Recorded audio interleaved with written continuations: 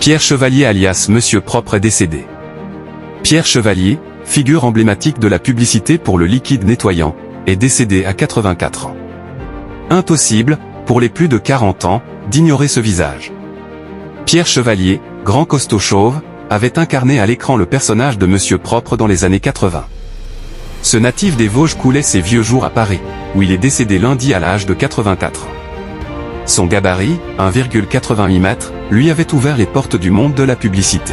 Mais il fut aussi champion de boxe au début des années 60, portier et même garde du corps pour assurer la sécurité d'Enrico Macias et même du général de Gaulle.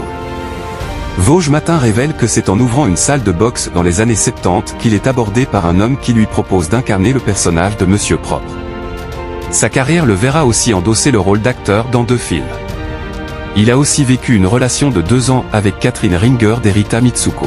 Disparu des radars durant de nombreuses années, Pierre Chevalier refera parler de lui dans les médias en 2008, lorsqu'il est expulsé d'un camping de Saint-Chéron, Essonne, accusé par le propriétaire d'y laisser sa parcelle à l'abandon et une caravane insalubre.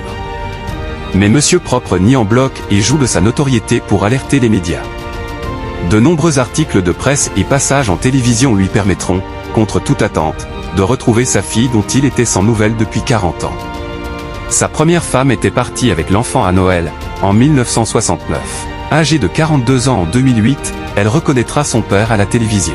« J'ai hâte de te serrer dans mes bras, ça fait 40 ans que je te cherche partout », aurait révélé Isabelle à son père.